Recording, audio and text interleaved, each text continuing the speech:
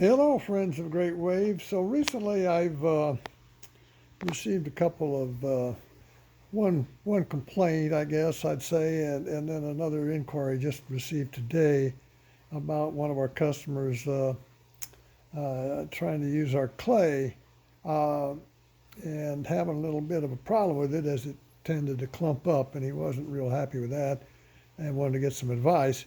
So clay, of course, by its nature, doesn't really want to mix well with water. That's why they use it to seal reservoirs, bottoms of reservoirs, and other water holding uh,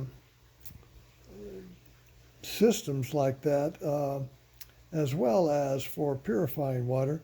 Um, so, yeah, it doesn't really tend to mix with water, particularly. When the water hits it, it tends to swell up and seals everything up tight, which is the whole idea. But obviously, that's not really what you're looking for in your aquarium. You want to use it for its coagulant properties, uh, as the small particles of clay tend to attract any other particles of stuff floating around in the tank, and then coagulating that so it settles out, and then it really clears the water up. Um, so I've always used a shaker like this, a smoothie shaker or blender bottle, as this one's called, with a little steel ball contraption inside there, uh, because stirring it up is just doesn't work very well. You might be able to get it eventually, but it's a pretty tedious process. So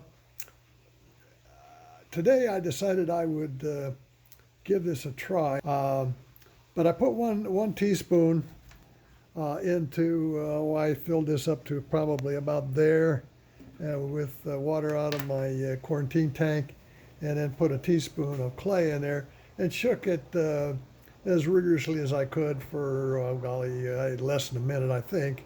Not that long, but shook it up real well. Pulled the cap off, see what I had, and I did see a fair number of fairly small little clumps.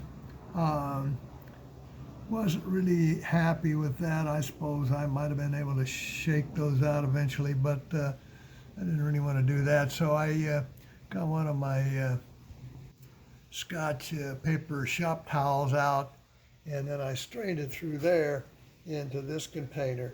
And there I have something that I wouldn't feel bad about putting in the aquarium. Of course, it's going to look like the dickens when you first put it in there. It's going to be cloudy as all get out. And then typically by the next day, that will have all settled out and everything should be clean as can be. Now, interestingly enough, it strayed pretty well for quite a while. And then when I got down to the last little bit, it just sat there and sat there and sat there. And finally dawned on me that that clay had actually plugged that filter up, so to speak. So I moved it a little bit to get some virgin material. Uh, you can see where I moved it over toward the edge here, and got the rest of it out of there. But so that's kind of the routine I think I would recommend, because as I found by doing that, you could certainly put that in the tank with those little balls in there. Uh, they would probably settle out pretty fast and get filtered out by your filter pretty fast. But on the other hand, they might plug up the mechanical filtration pretty quickly as well. So it's probably worthwhile to strain it.